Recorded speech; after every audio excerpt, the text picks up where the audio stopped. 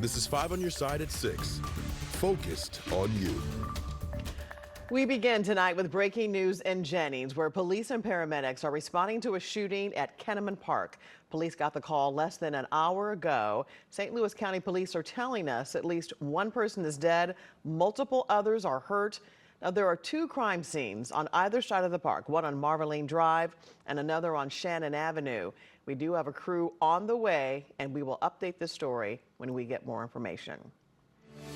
Tonight, leaders in the St. Louis Public School District are looking for new ways to solve a big problem. They're asking staff members if they want to be bus drivers this fall. Thanks so much for joining us. I'm Kelly Jackson. The district has been struggling for months to cover routes, even paying parents at one point to drive their kids. Annie Kroll joins us live in St. Louis after talking with school administrators about their plan. Annie. Kelly, that email, when it went out, went to everyone, including teachers, asking if they have a bus driver's license. There was some initial outrage, but tonight the district says that teachers won't be involved as bus drivers and that email should have gone only to non-instructional staff. An email from the St. Louis Public School operations team went out on Thursday night to all district employees, including teachers, asking if they had any interest in also being bus drivers. Less than 24 hours later, the district backpedaled. We should not have sent this out to teachers. That was a mistake, and we have already sent communication to those folks apologizing for any confusion that was created by that. St. Louis Public Schools have already tried some innovative approaches to make sure they have enough drivers. In May, they told families could get cash back for driving their kids to and from schools, emphasizing that with their 60 schools across the city for 20,000 students, there's still a huge need for drivers heading into the first day of school on August 19th. We have to get them into the classroom, we have to get them there on time, and we have to make sure that their teachers and other instructors have the support they need to do their job and to do it well. We're not going to do anything ever that's going to interrupt what's going on in those classrooms. It's not just a problem for St. Louis Public Schools, though. The executive director of Lift for Life Academy, a local charter school, Marshall Cohen, became a bus driver to try and help the shortage with a boots-on-the-ground approach. I just made time in my life to do the rest of the task. It was difficult. It's not easy. I mean, it's a tough job. I mean, dealing with the cold weather and folks, some drivers not paying attention to the stop sign that goes out or being disrespectful to drivers. That's a tough thing. For non-instructional staff, the district says they're already trying to identify people who currently have their commercial driver's license or anyone who might want to get the free training to get a CDL. Reporting live in St. Louis, Annie Kroll, 5 on your side. Tonight, congressional leaders are calling out the House Speaker for failing to pass a program that would compensate radioactive waste victims. A program running for more than 30 years will expire tonight if Congress doesn't act. Justina Coronel has been following this process for months. She is in studio with the latest on this. Justina. Well, Kelly, some of our Missouri lawmakers have been vocal about the Radiation Exposure Compensation Act, also known as RECA. Senator Josh Hawley tweeted, "The House has done nothing." And Congresswoman Cori Bush said House Republican leadership callously failed to bring it to a vote.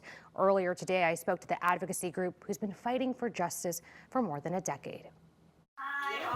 Hi. Even up to the last minute, Just Moms STL doesn't give up. Friday afternoon, the advocacy group hopped on a strategy call to see what's next for the dying program. It's disappointing, you know, it's heartbreaking, it's sad. All the feelings for a pending failure. A 30-plus year program called the Radiation Exposure Compensation Act, also known as RECA, is set to expire at midnight. You know, we don't count anything out until the very last minute. The goal was to expand and extend RECA to include Missouri. Missouri still has so much radioactive waste that people are still being exposed to daily here, and there's so much outrageous stuff, no signs along a creek. The U.S. Senate passed an expanded version twice, only for it to sit in the House for months. This is ridiculous. You know, we have a good bill sitting there on the desk of the speaker just waiting to be voted on. Put it to the floor and be voted on. Now multiple options are on the table. We are playing a nasty game of RECA whack-a-mole, which is basically we've got different versions of RECA. The price point may be the problem, and the advocacy group wants a chance to fix it. The two women have dedicated their own time and money for St. Louisans to get compensated in return. This is consuming our life. We've had to tap into retirement accounts. bet we'll do it again. This moment can feel helpless, but the moms say they aren't hopeless. The message to St. Louis is the residents, thank you for sharing your stories. They have worked. They are not for nothing. Now Congress has to do the ridiculous dance that it does around everything. The Department of Justice will continue to process claims postmarked by June 10th. And if RICA does expire, the advocacy group plans to go back to D.C. next week to continue finding a path forward. Thanks, Justina. St. Louis police will soon install new high-tech audio sensors and surveillance microphones, along with license plate readers in more violent parts of South City. The Department of Justice provided grant funding for the city to expand its shot spotter technology in Dutchtown and Mount Pleasant. Our political editor, Mark Maxwell, is live in Dutchtown, where the new tools will soon go up.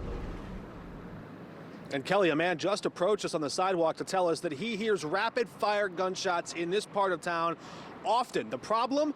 Yes, it's a crime hotspot, but it's a police dead zone. They just don't have eyes and ears up to trace those gunshots. And when people call, they often don't know exactly where they come from. Until now. Soon, those audio sensors will help lead detectives to within 80 feet of where that shot was fired.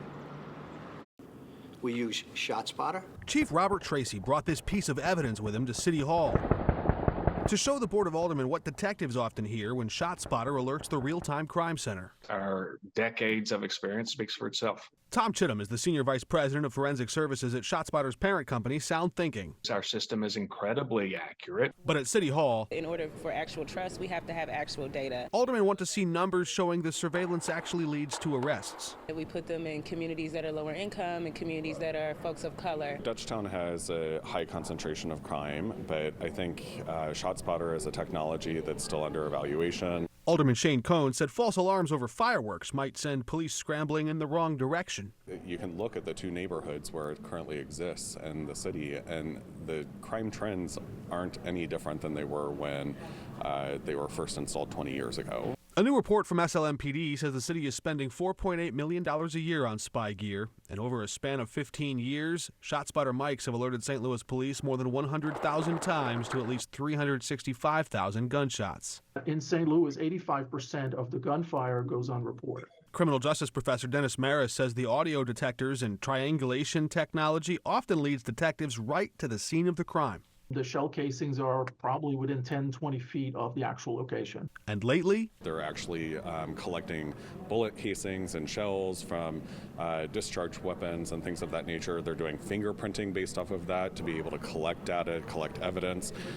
So it seems as though underneath this new chief, we're actually starting to see people do actual police work. If we can show that it helps with people who are actually shot and get them aid quicker, that would be important for me, I think. Police can now work smarter and harder, and with this expansion of ShotSpotter, more than 10% of St. Louis city limits would be under their surveillance of these audio detection tools that would help police to improve their speed in responding to violence, catching shooters, and closing cases. Live in South City, Mark Maxwell, 5 on your side. Coming up, you can go on one more shopping spree at Chesterfield Mall and bring home a piece of retail history. Plus, get your kicks on Route 66, the big celebration in Edwardsville this weekend. And there is going to be some rain at times over the weekend, and there's a storm alert for late Saturday into the evening hours. After 4 or 5 o'clock, we'll show you why coming up.